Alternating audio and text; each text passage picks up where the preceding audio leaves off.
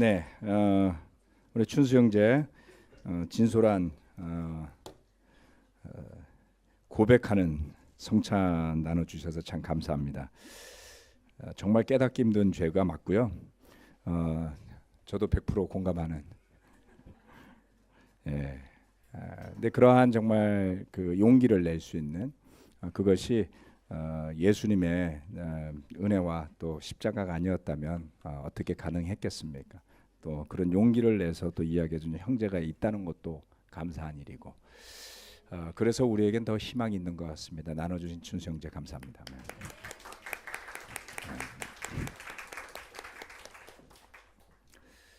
결혼한 지 10년 만에 깨달았다는 게 굉장히 존경스럽네요. 자, 오늘은 거룩함으로의 초대라는 주제로 함께 말씀을 나누겠습니다.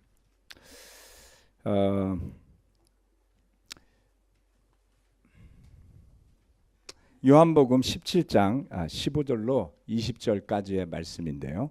요한복음 17장 15절로 20절까지의 말씀입니다. 같이 한번 좀 길지만 읽어보도록 하겠습니다. 시작. 내가 아버지께 비는 것은 그들을 세상에서 데려가시는 것이 아니라 악한 자에게서 그들을 지켜주시는 것입니다. 내가 세상에 속하지 않은 것과 같이 그들도 세상에 속하지 않았습니다. 진리로 그들을 거룩하게 하여 주십시오. 아버지의 말씀은 진리입니다. 아버지께서 나를 세상에 보내신 것과 같이 나도 그들을 세상으로 보냈습니다. 그리고 내가 그들을 위하여 나를 거룩하게 하는 것은 그들도 진리로 거룩하게 하려는 것입니다. 나는 이 사람들을 위해서만 비는 것이 아니고 이 사람들의 말을 듣고 나를 믿는 사람들을 위해서도 빕니다. 아멘. 요한복음 17장 말씀은 아마도 세례받고 제자가 되신 지 좀 시간이 지나신 분들은 너무나도 잘 아시기도 하고 또 좋아하는 성경 부분의 하나가 아닐까 싶습니다. 예수님께서 십자가로 가시기 전에 제자들을 위해 길게 기도하시는 내용이 그 한 장을 가득 채우고 있습니다. 그런데 이 가운데 참으로 중요하고 또 우리 모두가 기억해야 할 기도 내용이 이 가운데 들어 있습니다. 저는 이것을 보면서 주님께서 우리를 불러주실 때 거룩함으로 우리를 초대하신 것이다 라는 생각이 들어서 이렇게 제목을 잡았습니다. 여러분 자신을 거룩하다고 생각하십니까? 내 자신에 대해서 생각하면 저는 열심히 있다 뭐 이렇게도 생각이 들고요. 비교적 양심적이다 이런 생각도 해봅니다. 그런데 거룩하다 이러면 불편해요. 우리는 우리 스스로를 거룩하다라고 부르기가 참 힘들죠. 그런데 주님께서 사람들을 부르실 때에 복음으로 생명으로 구원으로 불러주시지만 그 삶의 삶 전체를 놓고 보았을 때 그것은 거룩한 삶으로 불러주신 것이나 다름이 없다라고 볼 수가 있습니다. 이 말씀을 놓고 잘 묵상해 보면 한편 우리 마음속에 여러 가지 궁금증과 질문이 떠오를 수 있습니다. 오늘 제가 이 말씀을 같이 나누는 것은 저의 고민이기도 하고 또 저의 바람이기도 한 그러한 내용들입니다. 시간이 지날수록 설교 말씀을 나눈다 할지라도 정말 뭘 알아서 나누는 게 아니라 고민이나 생각이나 이러한 것들을 나누는 경우가 훨씬 많다는 것을 깨닫게 됩니다. 여기에 예수님이 말씀하실 때에 이렇게 하셨죠. 내가 그들을 위하여 나를 거룩하게 하는 것은 이라고 말씀을 하십니다. 조금 이따 좀 더 구체적으로 말씀을 드리겠지만 그들도 진리로 거룩하게 하려는 것입니다. 이제 하려고 하시는 거예요. 그렇다면 예수님을 따라 나선 모든 것을 버리고 따라 나선 제자들은 아직 거룩하지 않았다는 이야기인가요? 또는 내가 나를 거룩하게 하는 것은 이라고 주님이 말씀하셨으니 이제 주님도 더 거룩해져야 되는 것일까요? 논리적으로 따지면 말이 되지 않습니다. 예수님은 한 번도 거룩하지 않은 적이 없으신 완전한 하나님의 아들이시니 비록 인간의 육신을 입고 이 땅에 오셨다 할지라도 죄가 없으셨다라고 하는 히브리서 말씀처럼 거룩함을 다시 받아야 하는, 입어야 하는 존재는 결코 아니겠죠. 머릿속에서 우리는 말씀을 묵상하고 볼 때마다 우리의 논리에 맞게끔 자르고 싶고 우리의 시간의 개념에 맞게끔 시점도 정하고 싶어 해요. 근데 그렇게 보면 성경 말씀이 정말 뒤죽박죽으로 보여지게 되는 것 같습니다. 다 이해하기는 어렵습니다. 그러나 주님께서 간절하게 기도하셨던 것을 살펴본다면 이 거룩하게 되는 것이 참으로 중요하구나 라는 것은 알 수가 있습니다. 이것이 중요함에도 불구하고 거룩함이라는 것이 좀처럼 우리의 머릿속, 우리 마음속, 우리 삶 속에 자리 잡기 어려운 개념이 아니겠는가라고 생각해 보게 됩니다. 오늘 팀들은 조금 마음의 준비를 하고 이 설교를 들어주세요. 이해하기 어려울 수도 있습니다. 그러나 여러분의 미래를 생각하면 정말 중요한 말씀이니까 언젠가 살다 보면 이 말씀이 문득 떠오르는 순간이 있지도 않을까 이렇게 생각해 봅니다. 결국 이 거룩함이라는 것을 생각해 본다면 그것은 우리 자신을 스스로 살피는 것에서부터 시작이 될 겁니다.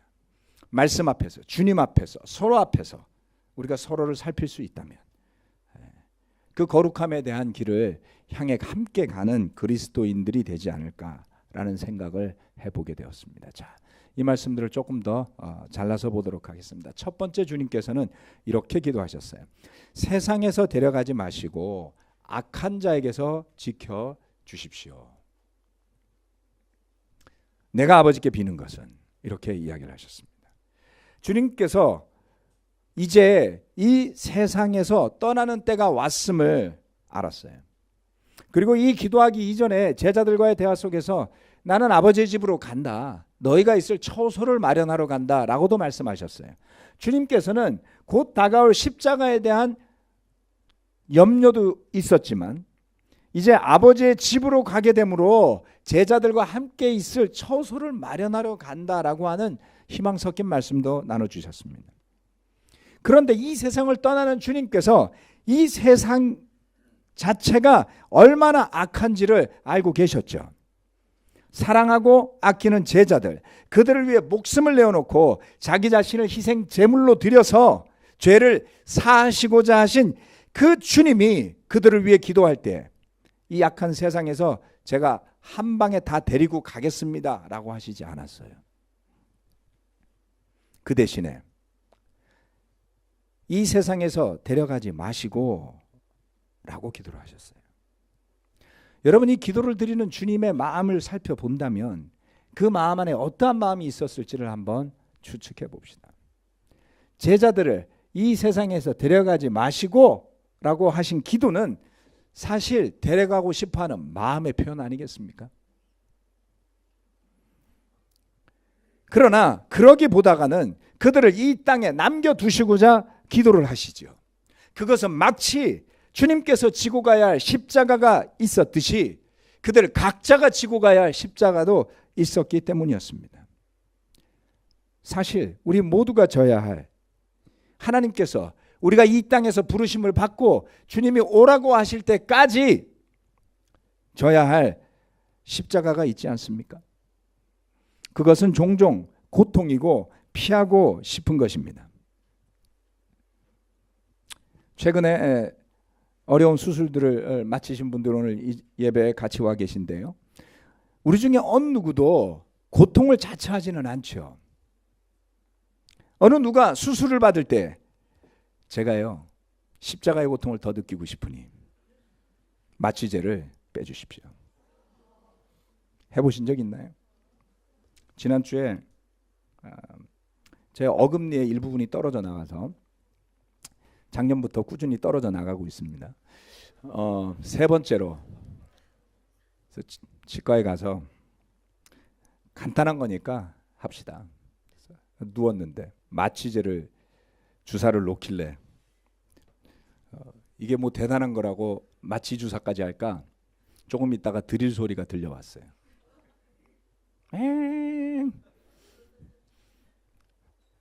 이빨이 갈리는 소리가 나더니 잠시 뒤부터 그 진동이 온 몸으로 전해지면서 신경을 건드리는 듯한, 마치 제가 이미 마취를 하고 있음에도 불구하고 견딜 수가 없어요. 그래서 제가 소리를 질렀습니다. 아프세요? 괜찮습니다. 말도 못하고.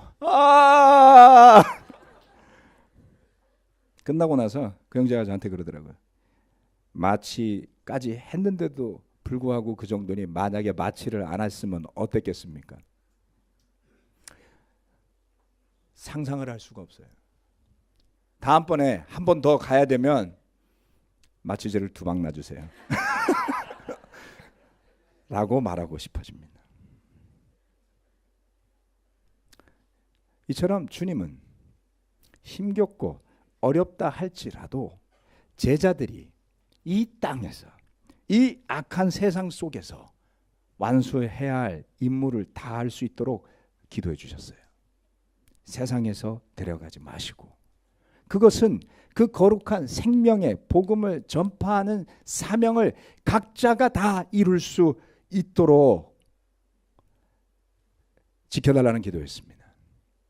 우리가 세상에서 받아야 할 고통, 견뎌내야 할 어려움들, 사람들이 그것이 얼마나 두려우면 고통을 피하고자 자살을 하겠어요.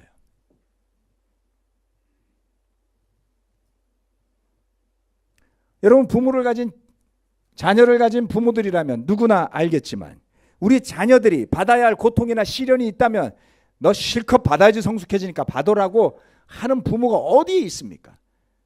말은 그렇게 해요. 그렇죠?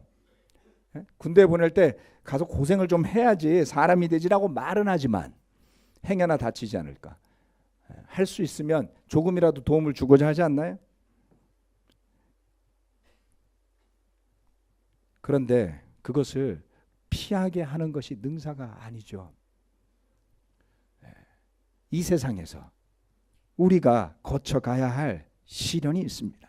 아무리 힘겨운 일이라 할지라도 부딪히고 뚫고 나갈 수 있는 힘을 하나님께서 저와 여러분에게 주시기를 우리가 기도해야 합니다. 이 세상에서 데려가지 마시고 라는 주님의 기도가 오늘날 우리한테도 이루어져야 합니다. 그리고 더 나아가서는 악한 자에게서 그들을 지켜달라고 주님 기도하셨어요. 이 세상에 데려가시지 않더라도 상관은 없는데 우리가 보호를 좀 받아야 합니다. 그것은 악한 자로부터 보호받아야 하는 것이죠. 주기도문에 나와 있는 내용과 동일합니다. 우리를 시험에 들지 않게 하시고 악에서 구하여 주십시오라고 기도하거라 라고 말씀하셨습니다. 어떤 악으로부터 지킴을 받아야 하는 것일까요? 우리는 어떤 악에서 구함을 받아야 하는 것일까요? 에덴 동산에서 아담과 하와를 깨어냈던 그 뱀의 교활하고 사악한 꼬임에서부터 보호받지 않는다면, 지킴을 받지 않는다면, 또는 하나님을 대적하고 모세를 대적하며 이스라엘 백성을 다시 이집트로 되돌리려고 했던 그 고라의 반역에서부터 보호받지 못한다면, 여리고성에, 그 여리고성을 점령하는 엄청난 영적인 군사적인 성공 뒤에 자신의 탐욕에 눈이 멀어서 불순종하며 재물을 훔쳐두었던 그 아간의 탐욕으로부터 우리가 지켜지지 않는다면, 광야에서 금식하며 기도하신 뒤에 주님 앞에 나타나서 3번씩이나 유혹했던 그 사탄의 목소리로부터, 또는 유다에게 속삭였던, 주님을 팔아버리라고 했던 그 악한 배신과 탐욕으로부터 우리가 지켜지지 않는다면 우리는 어디에서 우리의 삶을 마치게 될까요? 골로새서 3장 말씀은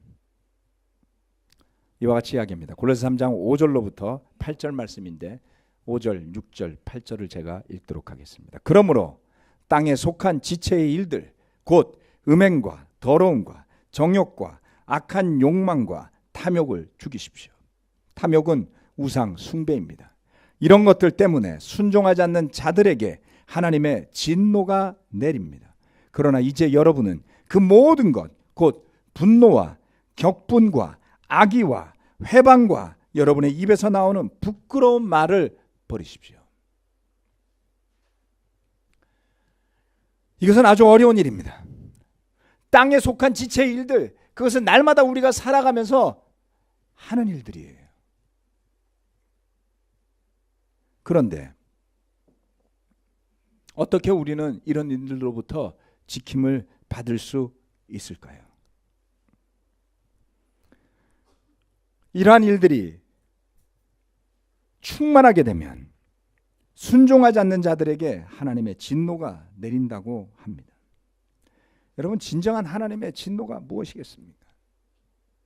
그것은 죄 짓는 것을 당연히 여기는 뻔뻔해진, 수치심도 없고 부끄러움도 없고 더 나아가선 회개할 가능성조차 없어져 버리는 그러한 지경에까지 이르는 딱딱함이야말로 진정한 하나님의 진노가 아니겠습니까?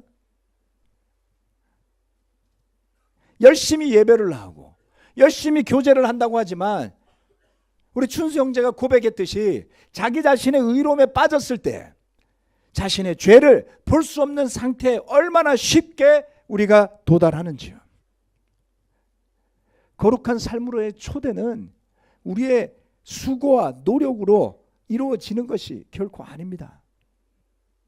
이스라엘 백성들이 한 번 죄를 짓고 제사를 드린 뒤에 두 번 다시 죄 지을 일이 없었다면 그 제사와 제물이 계속 있어야만 이유가 어디에 있었겠어요? 그들은 죄에서부터 벗어나고자 하는 노력을 멈출 수가 없었어요. 여러분, 이스라엘 백성들이 죄를 사함받는 그 제사라는 시스템을 잘 살펴보신다면 그것은 자발성을 토대로 한 것들이었습니다. 분명히 겉으로 드러나는 살인이라든가 도둑질하다가 현장에서 잡힌 일들이 아닌 다음 주님 앞에 제물을 가지고 나와서 죄 용서를 구하는 제사를 드리는 그 행위 자체는 자발적인 것들이에요. 그렇지 않나요? 제사장이 다 알 수가 없어요. 주변에 있는 사람들이 다 알 수가 없어요. 하나님께서 죄사함의 길을 마련하셨을 때 그들은 열심히 제물을 가지고 주님 앞에 나와서 용서받고 다시 거룩한 하나님의 백성으로 살아가기를 열망했습니다. 심지어는 그들이 모르고 지은 죄를 위해서라도 죄 용서를 받는 제사를 위해서 1년에 한 번은 대속죄일이라는 날을 정해서 대제사장이 백성 전체의 죄를 위한 제사를 드리곤 했습니다. 그런데 어느 틈엔가 그들이 뻔뻔해져서 이제는 악하건 말건 제사를 시스템으로 오용하는 시대에까지 도달하게 됩니다. 저와 여러분은 어떨까요? 제가 어제 약속이 하나 있었습니다. 얼마 전에 우리 호프 행사에 참가했던 분을 좀 만나려고 약속을 잡았는데 뱅드빠빠에서 만나기로 했어요. 그래서 뱅드빠빠에서 1시에 만나자고, 압구정에 있는 본점에서 만나자고 약속을 잡았어요. 얼마 전에. 그리고 같이 만나기로 한 자매가 연락이 왔습니다. 자, 내일 1시에 그 사람과 더불어서 같이 우리 뱅드빠빠에서 만나요. 알았어 라고 말하고 제가 뱅드빠빠에 가서 커피도 시키고 샌드위치도 시키고 조금 일찍 갔어요. 그래서 이 사람 들어오면 대접해 주려고 준비하다가 커피 한 잔을 마시다가 생각이 번쩍 났어요. 내가 간 뱅드빠빠가 그 뱅드빠빠가 아니에요. 압구정이 아니고 장지동에 가서 앉아 있었어요. 그게 어떻게 된 사태인지를 스스로 곰곰이 생각해 보니 제 다음 약속을 가기가 거기가 더 편했던 거예요. 여러분, 단 한 번의 합리적인 의심도 없이 다음 약속이 가깝다는 이유만으로 오토매티클리 저에게 편한 장소를 약속 장소라고 굳건하게 믿고 가서 앉아 있었어요. 나이가 들어가는 것 같습니다. 나이가 들어간다라는 것은 좋은 점도 있지만 나쁜 점도 있어요. 뻔뻔해져요. 양심이 점점 흐려집니다. 내가 하는 일을 당연하게 생각하고요. 나와 내 자식에게 이익이 되는 일이라면 나쁜 일도 서슴지 않을 수 있는 용기들이 생겨나죠. 20대의 그 젊음의 패기와 의로움을 향한 그 열정 다 어디 갔죠? 안 보여요. 그리고 이제 틈만 나면 뭐가 나한테 편한 건지를 생각하는 나이로 저도 접어들기 시작한 것을 느낄 수 있었습니다. 여러분, 악한 자에게서 지킴을 받는 일은 결코 쉽지 않습니다. 우리가 얼마나 쉽게 악한 일들에 노출되어 사는지를 깊게 살펴보시기 바랍니다. 주님의 이 기도를 잊지 않을 수 있는, 그래서 당연하게 나의 거룩한 믿음의 삶이 당연하게 지속될 것이라는 어리석은 가정을 우리는 버려야 합니다. 주님께서 기도하셨어요. 진리로 우리를 거룩하게 하여 주십시오. 내가 세상에 속하지 않은 것과 같이 그들도 세상에 속하지 않았습니다. 진리로 그들을 거룩하게 하여 주십시오. 아버지의 말씀은 진리입니다. 아버지께서 나를 세상에 보내신 것과 같이 나도 그들을 세상으로 보냈습니다. 그리고 내가 그들을 위하여 나를 거룩하게 하는 것은 그들도 진리로 거룩하게 하려는 것입니다. 아멘. 주님의 간절한 기도입니다. 저와 여러분을 세상으로 보냈으니 이제 세상에 속하지 않은 하나님의 자녀로서 진리로 거룩하게 되지 않는다면 우리는 보호받을 수가 없어요. 완전하고 거룩하고 흠이 없는 주님이 부족함이 있어서 이제 나를 거룩하게 한다고 말씀하신 거 분명히 아니겠죠. 그렇다면 이 말씀은 무엇을 의미합니까? 주님이 가고 있는 그 과정을 묘사하고 있습니다. 주님이 제물로 드려지는 그 과정, 흠이 없는 완벽한 제물로 십자가에 드려지는 그 과정이죠. 그리고 우리를 그 주님의 거룩하심으로 거룩하게 하시고자 했어요. 우리는 어떻게 거룩하게 되는 것일까요? 사도 바울은 로마서에서 이렇게 이야기를 했습니다. 15장 16절 말씀인데 다 같이 한번 읽어보도록 하겠습니다. 시작. 하나님께서 이 은혜를 내게 주신 것은 나로 하여금 이방 사람에게 보내심을 받은 그리스도 예수의 일꾼이 되게 하여 하나님의 복음을 전하는 제사장의 직무를 수행하게 하시려는 것입니다.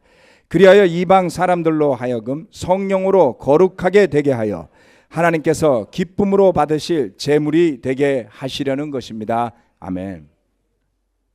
바울은 자신에게 온 하나님의 은혜를 이렇게 설명했습니다. 이방인의 사도로 이방인에게 복음을 전하는 제사장의 직무를 수행하게 하셨다. 그런데 그 제사장은 무엇을 하는 것이죠? 이방 사람들로 하여금 성령으로 거룩하게 되게 하여라고 이야기하고 있습니다. 그래서 성령으로 거룩하게 된 그 이방 사람들이 하나님께서 기쁨으로 받으실 제물이 되게 하시려는 것이라고요. 우리 모두는 거룩하게 된 제물로 하나님께 바쳐지는 거예요. 제사장의 임무요? 사도 바울이 이방인의 사도로서 하나님의 복음을 전파하는 제사장의 임무라고 그랬어요. 그래서 그 복음을 전해 들은 사람들이 죄를 회개하고 아버지와 아들과 성령의 이름으로 세례를 받음으로 죄사함을 받습니다. 성령을 선물로 받아서 거룩하게 되지요. 그렇게 죄사함을 받고 성령을 받은 그 거룩하게 된 사람들이 비로소 하나님께서 기쁘게 받아들일 제물이 되는 겁니다. 이처럼 진리로 거룩하게 됨이란 회개하고 복음을 믿음으로 죄사함에 이르는 길을 걷는 것을 의미하는 거예요. 그래서 주님은 뭐라고 그러셨습니까? 생명으로 이르는 길은 좁고 험하다고 그랬어요. 찾는 사람이 적다고 말했습니다. 맞습니다. 여러분 복음을 들고 나가서 세상 사람들에게 여러분 예수 그리스도가 생명이십니다라고 외쳐보세요. 누가 와서 듣나? 안 듣는 게 맞습니다. 오히려 와서 듣는다 그러면 의심하셔야 돼요. 왜 듣는지. 교회가 주는 게 많아서 와서 듣나요? 교회 가면 좋은 사람들이 많아서 믿고 듣나요? 그게 좀 더 문화적인 것 같아서 듣나요? 그렇게 거룩하게 된 우리는 지속적으로 그와 같은 믿음의 길, 거룩함의 길, 진리의 길인 예수 그리스도 안에서 먹고 마시고 자고 걸어가야 합니다. 비록 주님께서 우리를 세상에 보내셨지만 우리가 세상에 우리의 자리를 만들어서 거기에서 누워서 살아서는 안 되는 것입니다. 데살로니가전서 4장 3절 말씀 이렇게 하겠습니다. 하나님의 뜻은 여러분이 성결하게 되는 것입니다. 이 길은 결코 쉬운 길이 아닙니다. 말씀드렸다시피 거룩함이라는 것은 우리로서는 말을 하기에도 불편할 만큼 꺼리낌이 있는 거예요. 그런데 많은 사람들은 노력으로 되려고 하든지 아니면 어려운 길임을 알기 때문에 하나님의 은혜라는 말로 적당히 회피하고 포기하고 되는 대로 살든지 우리 신앙이 이 양갈래로 갈라지기가 너무나 쉬워요. 이 길은 결코 쉬운 길이 아닙니다. 거룩함으로 우리를 불러주신 주님을 분명하게 바라보고 믿지 않는다면 결코 걸어갈 수 없지요. 뭐가 뭔지도 모르고 그저 예수 그리스도를 처음 믿게 될 때 그 간절한 마음으로 내가 죄인임을 느껴서 회개하고자 했던 그 순수한 신앙의 자리가 뻔뻔함으로 증폭되고 나면 거룩함은 우리에게서 멀어질 겁니다. 그 마음조차도, 그 깨어진 마음조차도, 내가 죄인임을 인식할 수 있는 그 용기조차도 우리가 만들어낼 수 있는 걸까요? 우리는 세상에서 그럴 가능성을 찾지 못합니다. 어느 누가 앞에 나와서 자신의 죄를 고백하고 스스로 자격 없는 자임을 이야기하겠습니까? 그래서 기도해야 합니다. 주님께서 내 탐욕을 채워주시기를 구하는 것이 아니라 주님께서 제자들을 위해 기도하셨듯이 주님께서 우리를 세상에서 대단한 사람이 되도록 만들어 주시기를 갈구해야 되는 것이 아니라 주님께서 우리를 악에서 지켜주시고 진리로 거룩하게 하여 주시기를, 그래서 우리가 이 땅에 사는 날 동안 하나님께서 우리 각자에게 생명을 주심으로 맡겨주신 그 사명이 이루어질 수 있도록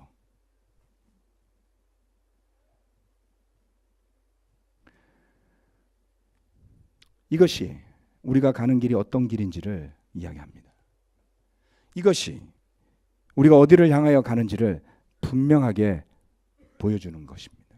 여러분, 생명의 길로 가고 계십니까? 아니면 자기 합리화 또는 만성이 된 위선과 뻔뻔함 속에서 영적으로 죽어 있는데도 불구하고 인식하지 못하거나 죽어가는 자신을 발견하지 못하거나 비참하고 헐벗고 굶주리고 있는데도 불구하고 나는 괜찮아라고 자신을 위로하며 가고 있는 것은 아닌지요.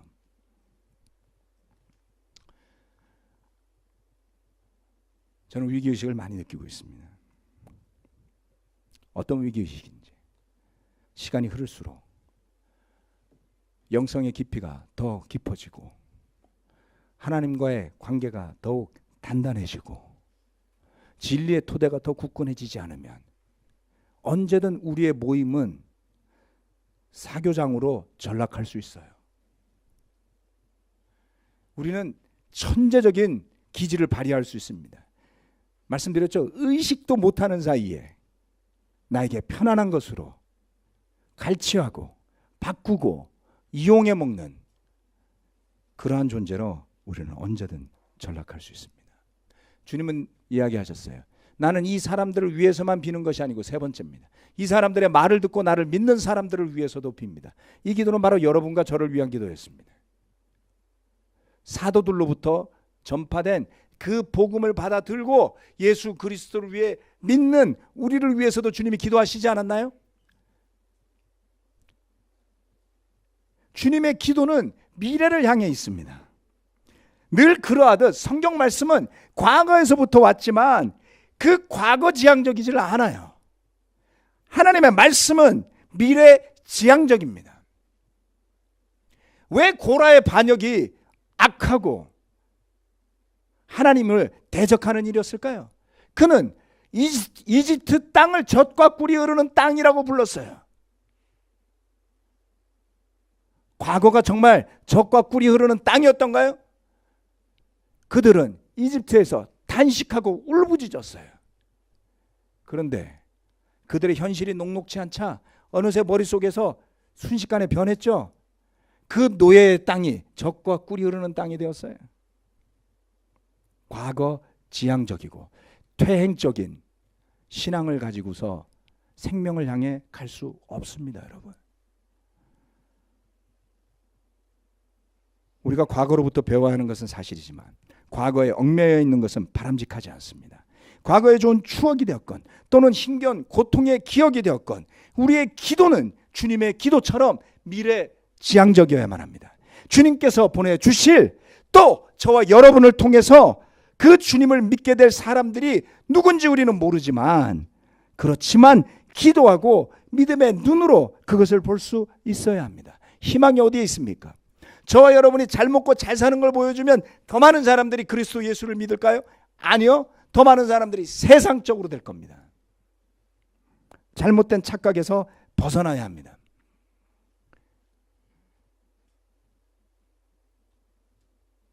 예수님은 마지막 순간까지도 온통 그 초점이 아버지의 뜻에, 그리고 아버지께서 허락하신 사람들과, 그리고 그들을 통해 앞으로 믿게 될 사람들을 향해 있었어요. 우리의 눈은 어디를 향하고 있습니까? 나의 과거에? 아니면 오직 지금의 나의 이익? 아니면 주님께서 예비하신 믿음의 미래에 가 있는 것일까요?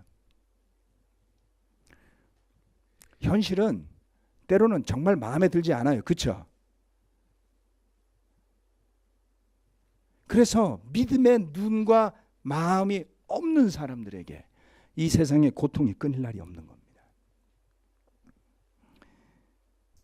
우리의 눈과 마음과 행동을 모두 복음과 그리스도 예수께 초점을 맞추고 사는 삶, 그것이 바로 거룩함으로 우리를 불러주신 예수 그리스도의 사랑과 은혜가 넘치는 삶이 아닐까 싶습니다. 아멘. 거룩함으로 주님께서 여러분을 불러주셨으니 좀 정신을 차리고 저와 더불어서 같이 회개도 좀 하고, 하지만 주님께서 불러주실 믿게 될 사람들을 위해 함께 기도하시길 바라겠습니다. 말씀 마칩니다.